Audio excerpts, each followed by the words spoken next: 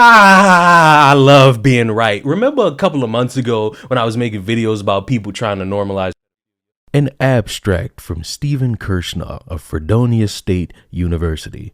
Non-forcible adult-child sex is thought to be morally wrong in part because it's non-consensual. In this paper, I argue against this notion. In particular, I reject accounts of the moral wrongfulness of adult-child sex that rest on the absence of consent, concerns about adult exploitation of children, and the existence of morally primitive duty against such.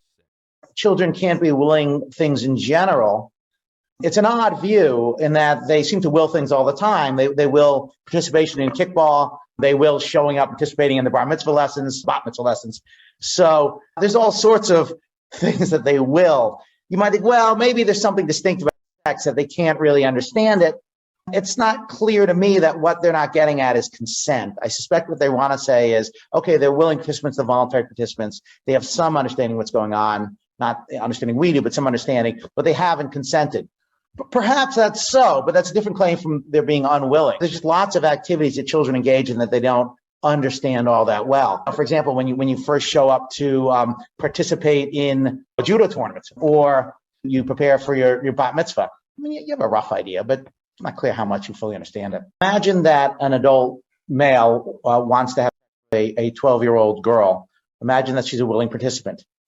A very standard, very widely held view that there's something deeply wrong about this, and it's wrong independent of it being criminalized. It's not obvious to me that is in fact wrong. I think this is a mistake, and I think that exploring why it's a mistake will tell us not only things about adult-child, but also about fundamental principles of morality. If we're in the area of legislation rather than morality, here's a rule of thumb. If you don't know whether something has expected good or expected bad consequences, the thumb on the scale should go to liberty. So if we don't know whether willing with 15-year-olds is going to have net good or bad consequences, it's not like we say, oh, well, go ahead and ban it. The idea is that people trying to criminalize something bear the burden. And even having harsh opinions on this, before we condemn people for engaging these on the basis of probabilistic utilitarianism, we should know that it does pose a risk for those and only those willing participants. I don't think we know that. Still the adult child, that's always a big seller. Oh, yeah. Well, I had good friends who said, are you crazy? Do not write that book. Man, listen, you're talking to a guy who for 25 years has been making arguments more or less in defense of adult child in classrooms. And I don't know if it's the same argument as yours, but I even authored a piece in the Daily Beast in which I called into question the age of consent laws, which is, and I brought to bear the arguments I was making in class. And I'm going to see how they infringement case that we don't get, they can't give their valid consent, and therefore it's wrong in virtue of being a right infringement. And there's a view that it's exploitative. That even if it's not harmful, and even if it's not a right infringement, it's somehow an exploitation. Right. I've heard all these. Yes. Okay. Right. So those are the three dominant arguments. And none of these convince me. So me neither. The harm argument. Well, there's actual empirical controversy over this. Sure. Yeah. On the rights-based argument, I think, look, we make children do all sorts of things that we don't want to do. Thank you. We make them go to church. We make them go to the temple. We tell them to go to school. They got to go to the dentist. They got to go to their sister's ballet recital. And we don't care what they say. And they want to do things. We say no, right? They say, I want to stay up and watch, Creature Feature on WPIX until, 2 in the morning. We say, well, it's tough. That is all a child's life is coercion. Right, that's right. Is coercion by adults and often to make the child do something for the adult's pleasure only. That's exactly right. Yeah. You say, you're going to go to your great uncle's funeral, even though you want to go, and even though it's not in your interest.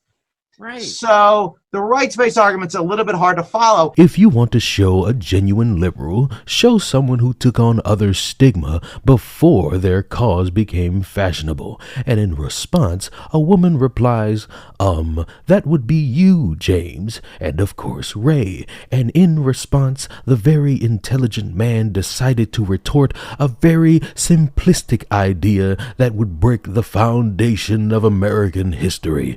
And I quote, I can be out as gay only because others took on my stigma. Passing it forward, I feel I must. That's why I think and all other stigmatized sexualities people are born with does belong in GLBTQA+.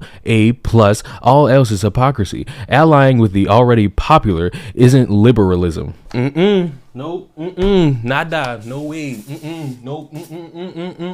Funky. We all agree that those people are dumb, right? We all agree that they shouldn't be trusted in any capacity around children, right? We understand that those types of people need to be investigated because maybe, just maybe, they might be acting upon those things that they're preaching, right? Cool. Glad we could all come to an understanding. Isn't it interesting that people are trying to make that a thing and trying to have it more normalized and trying to have it as a part of the LGBTQ community and trying to make it a thing of if you shame somebody with these thoughts, you're a bad human being? No, I'm not bad for criticizing somebody who's thinking openly and publicly about having sex with a child. Also, for all the people in the back that might exist that are out there and you might write me something saying, oh, you're being very pedophobic or you're trying to make a case for, I want you to watch something. And if your response to that is anything except, oh my God, throw that person under the jail, you are a sick human being. New details to tell you about tonight and the allegations against a child care worker in the Bronx. 32-year-old Silfredo Martinez, now charged with having child pornography on his computer. One of the kids identified as someone who was at that child care center. Tonight, new court documents and New York cops wondering if there are more victims out there. Eyewitness News reporter Crystal Cranmore joins us live from the Williamsbridge section of the Bronx. Crystal.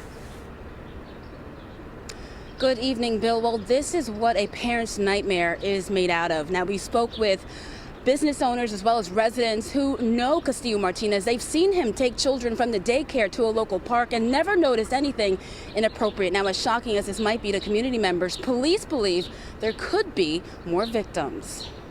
Police need your help tracking down more potential victims of Silfredo Castillo Martinez, the 32-year-old now behind bars, charged with promoting and possessing multiple pornographic images involving children.